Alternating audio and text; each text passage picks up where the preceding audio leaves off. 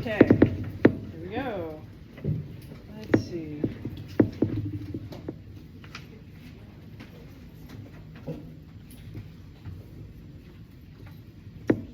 Okay, we did this. All right, let's look at antimicrobial usage here. Okay, I love they call this the dose of reality. All right, what do you notice?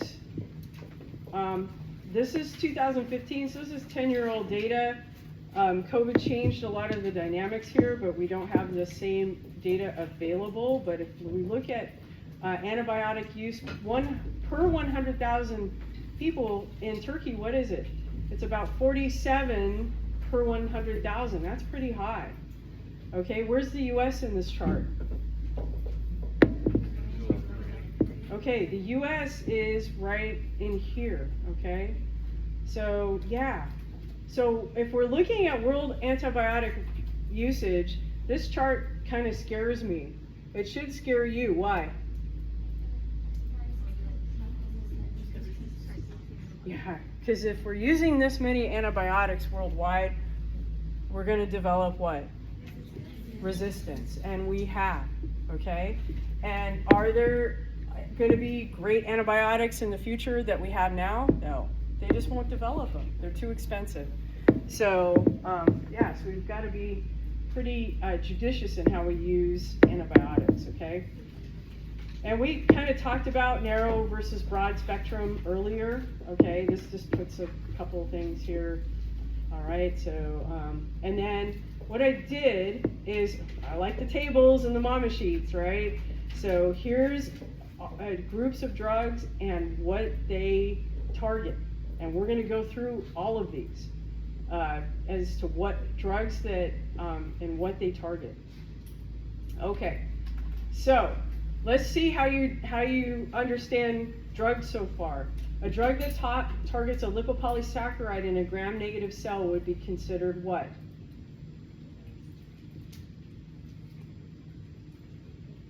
You got an answer? What do you think? What's your answer? Yeah. It'd be narrow spectrum. Narrow spectrum? Is that what you all thought? What are you thinking? Good for trying to answer. Yeah. Okay, it is broad spectrum and selectively toxic. Good. It is broad spectrum. Okay, it's a lipopolysaccharide. What do we know about gram negatives? They all have a lipopolysaccharide layer on the outside, so it's going to hit every gram negative. So it's more broad spectrum, okay? Because you're going to hit all the gram negatives, but how is it target? It targets, it's selectively toxic. Okay. All right. So there are 260 different antimicrobial drugs in about 20 families. Luckily, we don't need to know this. You'll do this in pharmacology again. Okay, if you're going on to your program, they do this in pharmacology. But this is a good outline as to where to start, where these are at, so you can kind of get an idea. And as we go through, I'm going to start talking about, looking at names. Looking at names tells you a lot. Okay, so let's go. I like this because it shows everything. All right. So let's if you're doing a mind map, let's get started here. Inhibition of cell wall synthesis. What's going to be the target? Cell wall. Yeah, but what kind of microbe is the target? Gram-positive. Okay, there you got gram-positives. We know about penicillins. You look at psyllin, and you should think about, gram-positive, cell wall. Okay, bacitracin, cephalosporin. We've already talked about cephalosporin. Where does cephalosporin come from? It's a fungus, yeah, it's a fungus. And go back in your notes in the first part of this chapter. We talk about which species it does, vancomycin. All right, let's talk about the disruption of cell membranes. What bacteria will this target? What type? Okay, it's cell membrane. What is it going to target? Both. Yeah, both, because they all have a cell membrane. Chapter 5. Cells, chapter 4. Cells, you got a cell membrane, polymyxin. Now, do eukaryotic cells have a cell membrane? Yes. So are you going to get some crossover toxicity? Yes. Okay. So, inhibition of protein synthesis. Here are the 4 big heavy hitters: tetracycline, erythromycin, streptomycin, and chloramphenicol. Okay? Now, those of you who like to use AI, come up with mnemonics. If you like to sing, come up with a song. Okay? You can remember things what is it? It's repetition, right? It's repetition. Okay? So, do you have to know all 4? Yes. And we're going to talk about what the specific targets are for all 4 of these. Okay? Number 4, inhibition of nucleic acid synthesis. Okay, which kind of bacteria is this going to target? All of them. Why? Because what happens? All of them? Do all of them do protein synthesis? Yes. Okay, is protein synthesis different from prokaryotic cells versus eukaryotic cells? Yes. What is the difference? The size of the ribosomes. Okay, that was on the last exam. Can't forget it, right? It's right here again. Are you going to get side effects from these medications? Yes, even though the ribosomes are a little bit different weight, you will see side effects. Why? Because it will target protein synthesis in eukaryotes. Not every cell, but some of them will be sensitive to it. Okay? Anti-metabolites. Okay, these are things that are drugs that are gonna interfere with like folate synthesis. Okay, and those are the sulfonamides and trimethoprim. Okay, so this is the big picture of where we're starting out. Okay, this is the big picture. Okay, now you do have to know this. All right, which is on the site? Where are the sites? Do they inhibit?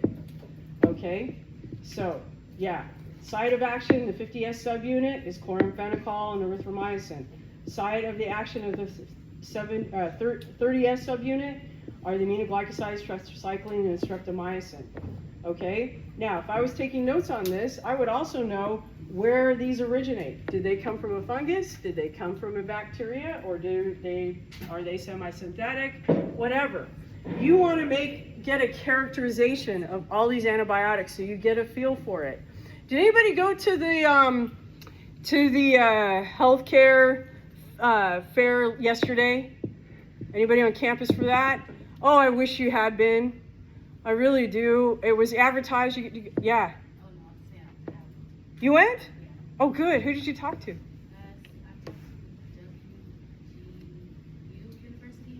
Western Governors, yeah. Good, yeah. WGU is Western Governors, yeah. And where else? CBU, and then I talked to the Black Nurses Association. Oh, you talked to them? Yeah.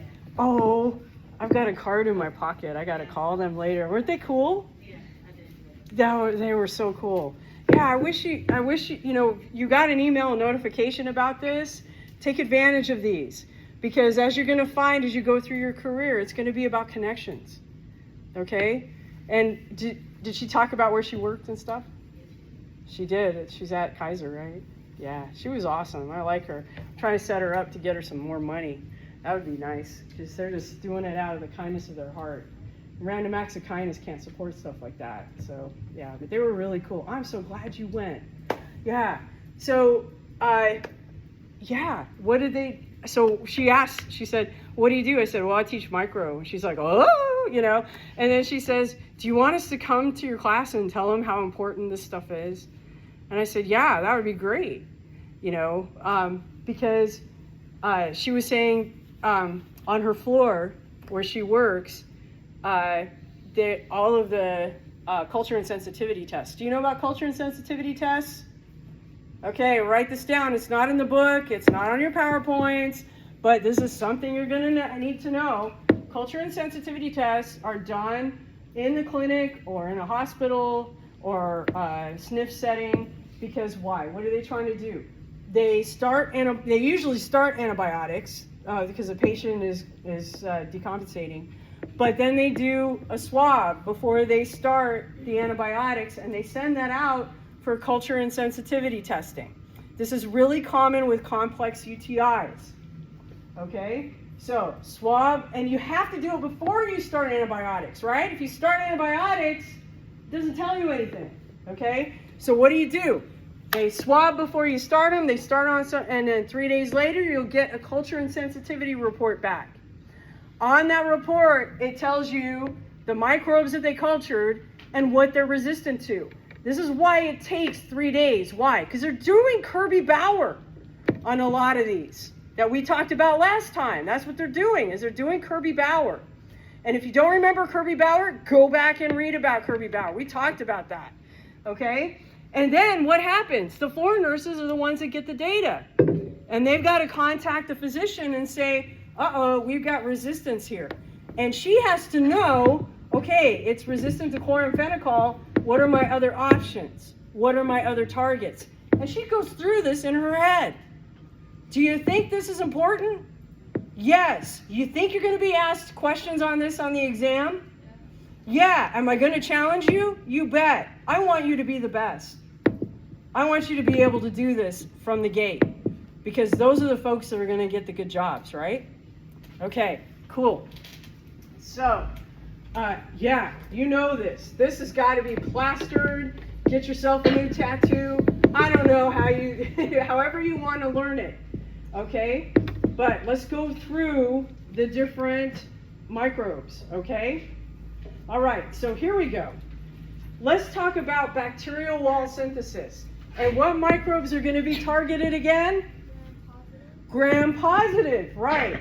These are most, you got most bacterial cell walls, they have peptidoglycans, okay? Remember the structure of peptidoglycans.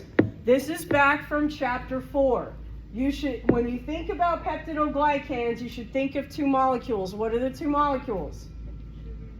Sugars and proteins. And in your mind, you should have a picture of NAM and NAG units, alternating what cross-linked by polypeptides, right? If you don't have that, or you thought, it's not important, it's important. This is why we learned it, is so we can apply it, okay? In your notes, on your nudge sheet, bring in that stuff from chapter 4, okay? So that you can have that neural net, because it'll come in handy. You think you're going to get questions about this on NCLEX? Yes, okay? You definitely will. Okay, so penicillins. Let's talk about penicillins. Penicillins do not penetrate the outer membrane, are less effective than gram-negative. Why? What do gram-negatives have? What's the layer on the outside? Come on. LPS, yeah, it's the LPS layer, lipopolysaccharide, okay? Broad spectrum penicillins and cephalosporins can cross the outer membrane of gram-negative bacteria. So if you've got a patient and you suspect it's a bacterial infection, most likely it'll be gram-negative or gram-positive unless you suspect TB, okay? You're going to start them probably on a broad spectrum penicillin or a cephalosporin. Because why? You've got some negative coverage there, okay? All right, so let's see how this works. This is so cool. Penicillin doesn't work until you start going through binary fission. How often do bacterial cells go through binary fission? That was a question on the exam. Every 20 minutes or so, right? Every 20 to 30 minutes, okay? So the penicillin won't do anything until it starts going through binary fission. And then you go through binary fission and you get exposure to penicillins. It weakens the peptidoglycan, and once it weakens that cell wall gets weak, then and you're in a hypotonic environment, you know what happens. What? Water rushes in and this thing will lyse. That's the mechanism of how these penicillins work, okay? Why do you have to take them for a long time? Because until the bacteria divides, it doesn't have an effect. Does that make sense? Okay. So any questions about that? Okay. All right. This is a basic structure of penicillin. Do you have to remember that? No. But there's a part of this that is really gives it all of its power, and that is it's this beta-lactam ring. See how it's kind of a square? Okay. Now, the R sites, you remember from chemistry and from chapter 2, these can be any other molecules, so we can make semi-synthetic penicillins by changing this R group. Okay? But we think, okay, this is a great drug. It works really well. Absolutely. Okay? Now we're going to see what the microbes do. Okay? So these were originally broad spectrum. They're bactericidal. Now they're semi-synthetic. So we modify them. Okay. Amoxicillin and ampicillin, those are the broad spectrums. And the penicillins, all penicillins have this beta-lactam ring. And it's of little toxicity to the host. Okay, why? Because our eukaryotic cells, they don't have a cell wall. Okay, that's why we don't see a lot of toxicity. Okay, now, is there resistance? Yes. To beta-lactamases, and we'll talk about those in a minute. This is where it gets going. Now, what synthesizes penicillin? A fungus. Which one? What is it? Penicillin. Yeah, that'll do it. Okay. All right. Okay. Have you heard about penicillin, penicillin G, penicillin V? Okay. Yeah, you've got different. What's the difference here? Okay, penicillin G, this is what the R group looks like. Penicillin V, this is what the R group looks like. Okay? You can see that they all have a beta-lactam ring in it. Okay? So that kind of gives you some things. Now, let me tell you about the nasties. Okay? One of the things from yesterday's seminar, if something doesn't kill you, it just mutates and comes back again. Right? That's exactly what it comes back again. So what happens? If you break that beta-lactam ring, okay, the penicillin is ineffective. So guess what the bacteria produces? Enzymes that break that ring. Yeah, they do. Okay? It's called beta-lactamase. That's the enzyme. Okay? So here's our beta-lactam ring. What happens with the penicillin, the beta-lactamase, is it breaks that ring. So here you're giving penicillin, hoping your patient gets better, and those bacteria have mutated, and now they're making beta-lactamase that breaks the ring. Is your penicillin going to be effective anymore? No. Okay, so if you're looking at culture insensitivity, this is one of the enzymes that they test for. This is one of the things they test for. Is it beta-lactamase positive or not? Which do you prefer as a clinician? Yeah, don't have it. Hopefully it doesn't have it. But we learned 3 ways that bacteria share genes. What are the 3 ways that bacteria share genes? Transduction, conjugation, transformation. Okay, those promiscuous little buggers, are they going to be passing this back and forth? Yeah. Okay. Did you know this about penicillin? This is so cool. All right. So what did we do? Okay. Well, we decided, okay, we're going to get some synthetic penicillins. Okay. Like methicillin and ampicillin and amoxicillin. And this is known in the clinic as gorillicillin. That's a slang for it, is gorillicillin. It's ipanema. Okay. And this is a carbapenem. And this is kind of the last resort they give for gram-positive, multi-drug resistant bacteria, okay? And if it doesn't work with that, what happens? Your patient can die, all right? Okay, so we like the carbapenems because they're really good broad spectrum, okay? But wow. We also can give drugs that have beta-lactamase inhibitors. Do you know the drug Biaxin? Have you ever heard of the drug Biaxin? Okay, it's not a primary line of penicillin. It's a couple of levels up. What do? Well, they give penicillin plus a beta-lactamase inhibitor. Okay, and the reason it's a tertiary level or secondary level, depending on what state your patient's in, you know, if they have cystic fibrosis or something, okay, they'll give Biaxin, which has the penicillin and the beta-lactamase inhibitor, okay? Do we want to use this all the time as a first line? No, because why? You get resistance to the beta-lactamase inhibitors and you're sunk, okay?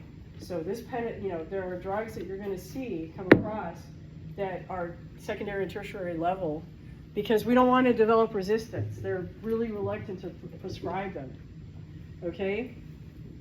Now, are you going to see infections that are resistant to gorillacillin, empanema? Absolutely. Let me give you a real life example, okay? And again, those of you who are trying to increase your score, I take the examples I give and I put some of those back on the exam, right? And so if make sure that you're incorporating everything we talk about in lecture as well. Okay, back in 2004, when the Gulf War was really in the middle of everything and it was really bad, we were seeing a lot of infections of something from this microbe.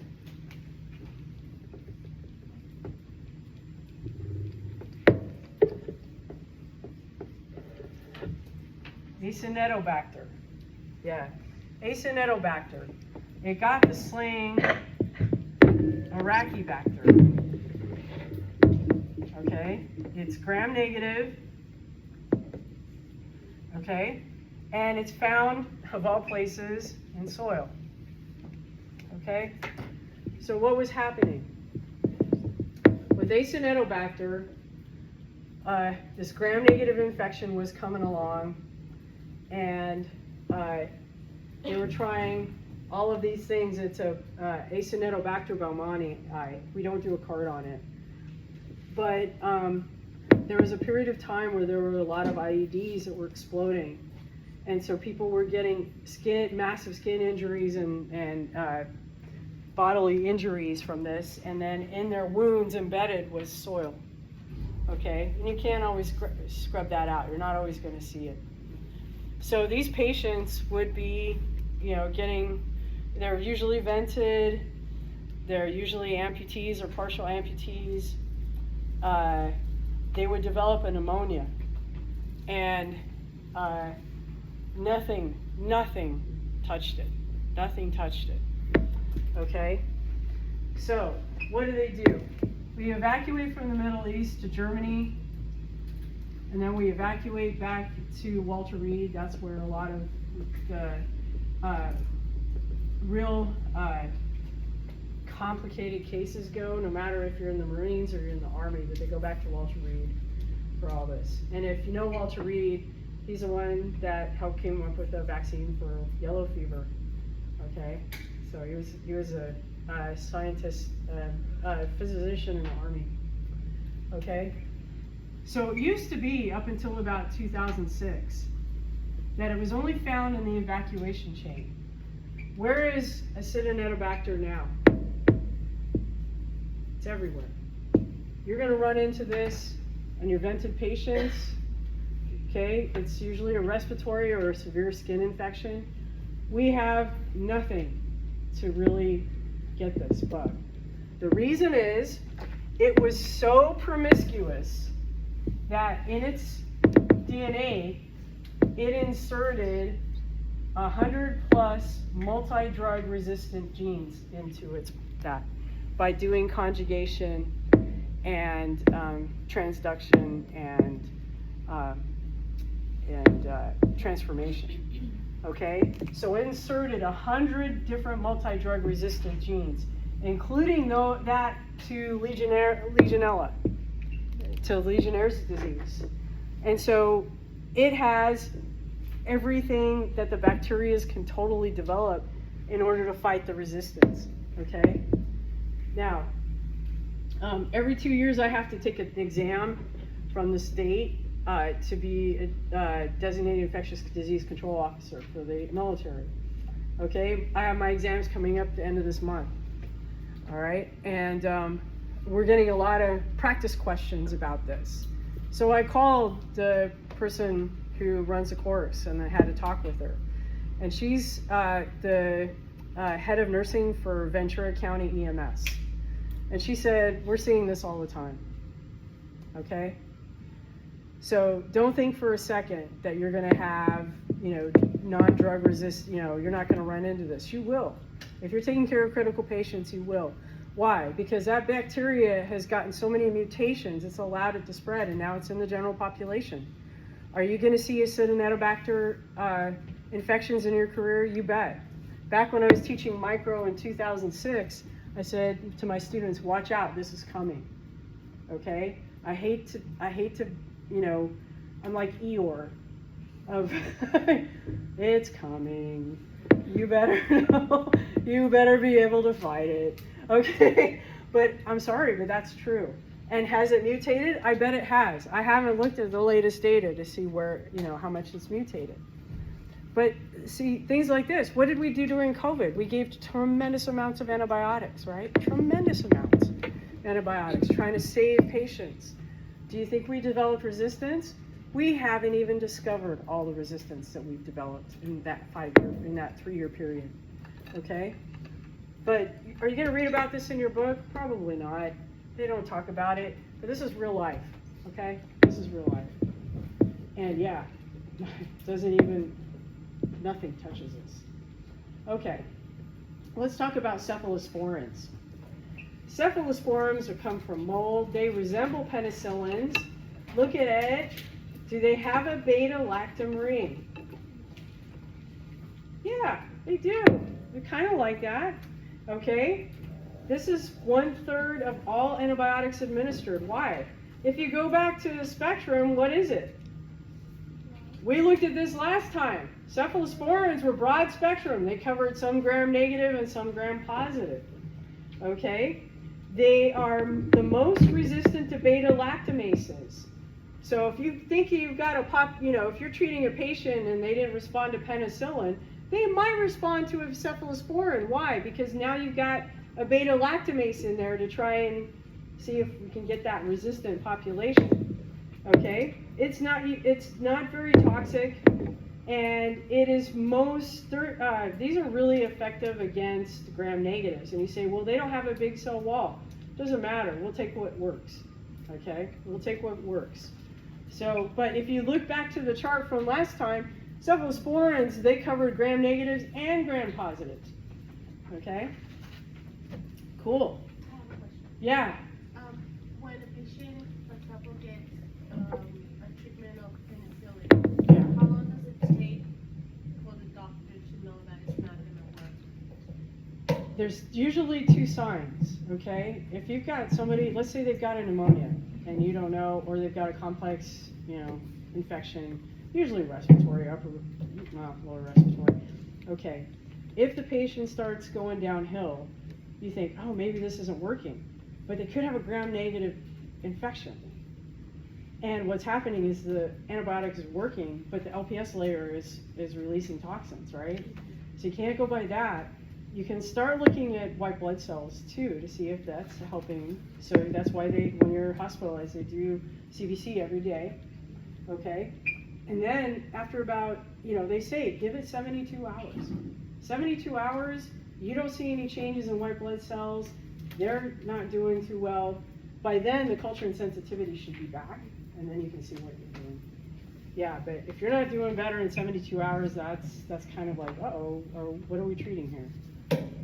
And what's really unfortunate, because some of these really complex, these really nasty things, like hantavirus and plague, okay? I mean, I know when you hear hooves, think of horses, not zebras, right? But some of these complex infections, your patient's dead in 3 days. So that's why you know, you've got to take a good history and stuff. But try. I mean, you're a detective, right? You're a detective. Great question. Okay, let's look at other inhibitors of cell wall synthesis. One is bacitracin, and it comes from Bacillus subtilis.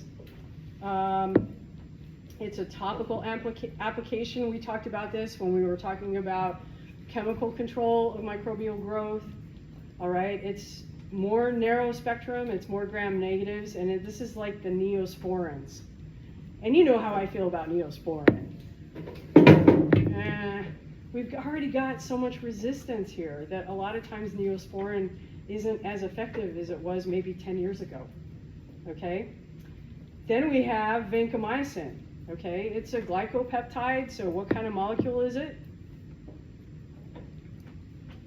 Glycopeptide. What is a glycopeptide?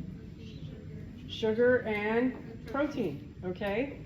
And what is it? It is more of a narrow spectrum for gram positives, okay? It's toxic. You have to be very careful when you administer this, and you better have gone through everything else, because this is a last line antibiotic for methicillin resistant Staphylococcus aureus, okay, which is MRSA, okay? All right, so sometimes they give vancomycin. I mean, you see this in the hospital setting. They don't usually send you home with vancomycin. Unless you have a PICC line in and they've cultured it, they know you've got some kind of infection they've got to treat. But yeah, this is not usually something you get sent home with. Okay, let's talk about isoniazid. Okay, isoniazid. What do you use isoniazid for? We talked about this last time. Tuberculosis, right? This is type tuberculosis. So it's got a very narrow spectrum. In fact, it was the narrowest of everything that we looked at on that chart yesterday, or Monday. Okay, that has Mycobacterium cell wall and inhibits what is called mycolic acid synthesis, which is what is it's a molecule that's in the unusual cell walls. Okay, oftentimes they give it with rifampin for TB, and the problem now is resistance is a problem, and we talked about this last time. Why is resistance such a problem with isoniazid? How long do you take it? 3 to 6 months. Side effects? Yes. So what happens? Your patients are what? Non-compliant. And so what do? They get rid of all the sensitive bacteria in there, the sensitive TB, but then all the ones that are a little more harder to kill, they don't get killed. And then they are coughing and they pass it on. So is that a problem in this county? Absolutely, yeah. You're gonna run into drug-resistant TB. Okay. Yep, once again, ER, drug-resistant TB. Okay, so know all of this, okay. So, drugs that disrupt membrane function. Okay, here we go with membrane function, okay? So what happens when you disturb the membrane? And we talked about this with some of the physical things that interfere with membranes. And what were the molecules that were really good at interfering with membranes?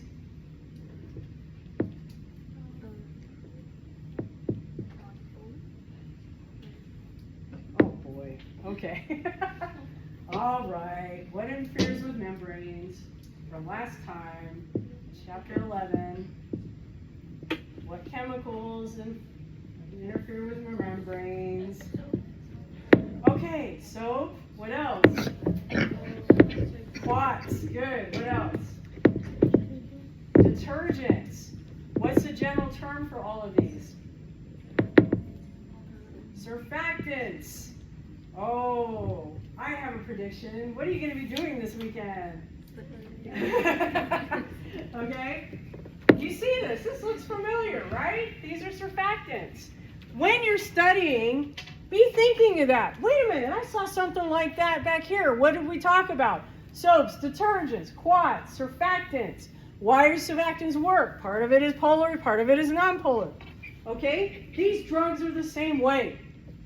Okay? They are able to get in between the polar part of that membrane and the nonpolar part of the membrane, disrupt it, and what happens to the cell? It lyses. Yeah, it lyses. Okay? All right, cool. Okay. So, these drugs are going to be microbe specific depending on what is in their membrane. Okay? So, let's talk about those that disrupt membranes. Polymyxins are first. And you remember that from this chart, right? Cell membrane, polymyxins. They're the only ones on here. So that's kind of good. Okay, easier to remember. They attach to the phospholipids in the membrane. These are really good against gram-negatives. Okay, they are narrow spectrum. Okay, but they are toxic to the nervous system and the kidneys. All right, and they usually are topical. Okay, for the polymyxins, they're usually topical. Okay, so let's look at some of, that's what it looks like. Look at that mugshot. Isn't that gorgeous? You can see why part of this is polar and part of this is nonpolar, and it just kind of intercedes in the membrane and disrupts it, and yeah, good times. Okay, Neosporin. This is a combination therapy and antibiotic. This is broad spectrum. It's polymyxin B, bacitracin, and neomycin. So what are you doing? You're trying to cover everything. Okay? Polymyxin, gram-negative. Bacitracin, gram-positive. Neosporin, broad. So you're trying to kill anything that might be on the surface. That's why they use it. But yeah, it's really broad spectrum in combo. Yeah. Have you used these before? Yeah. They're pretty good. What's the biggest challenge with these though? Resistance. Okay? Resistance. Okay? Some people get sensitive to neomycin, so they use polysporin. Okay. All right. So we've gone through these. We've gone through these. Okay. What's next? Protein synthesis. Okay. This is an important slide. This is an important slide. Why? Because there are 4 drugs that we care about that are common that interfere with protein synthesis. Streptomycin hits the 30S subunit. What does the 30S subunit do? It scans messenger RNA and finds a start codon, right? Okay, good. All right. Tetracyclines, what do they target? 30S.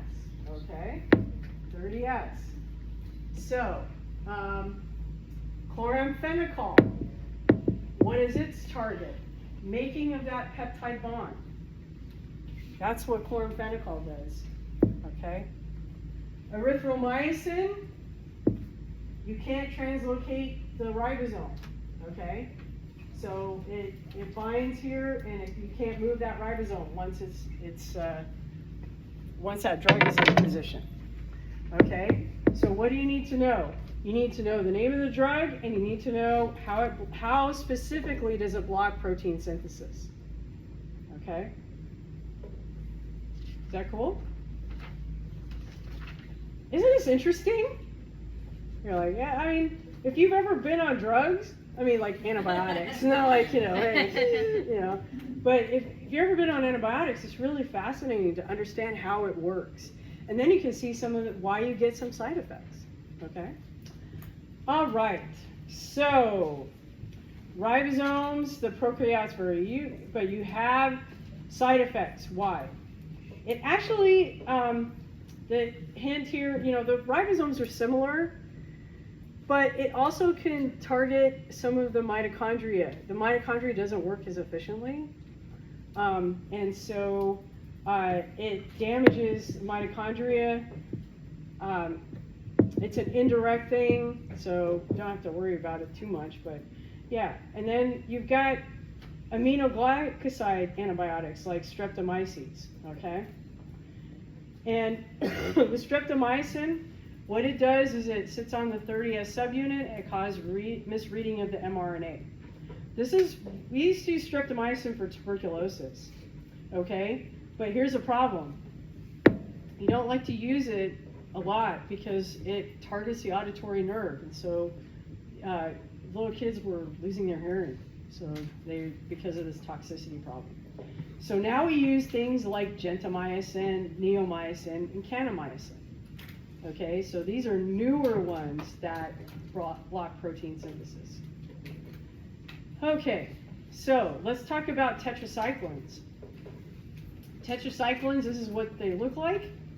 Okay, what do? They're more broad spectrum. They block protein synthesis, the attachment of tRNA at the A site, and you can see that back here. Okay, there it is. Okay, tRNA is blocked. Okay, here we go. Okay, it's bacteriostatic. Okay, it's very inexpensive. So tetracycline is one of those things that if you're going, you don't have a lot of money to treat in an area and part of the world and stuff, they bring in tetracycline as a common antibiotic. Okay, doxycycline. Okay, and minocycline.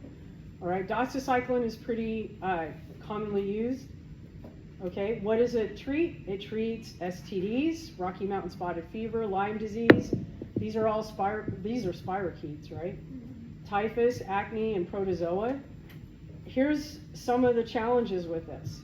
Is it suppresses the normal flora, okay? And this picture is on here because one of the toxicities, can you see, I don't know if everybody in the back can see, do you see that line in the teeth? Yeah. That's one of the side effects of tetracycline, using tetracycline in kids in particular. Yeah. There was an employee on they're on another campus, and when they smiled, I was like, couldn't do that. I was like, yeah, but I noticed the tetracycline that they had toxicity. So you don't see a lot of pediatricians that will give tetracycline as something first line or second line because of this, because you can, it does stain the teeth. Okay, causes GI tract issues and teeth discoloration in kids, and it doesn't go away. You get a lifetime of that. Okay, all right, let's stop with chloramphenicol, and that's what we'll start on Monday. Okay, coolly. All right, is your brain full yet?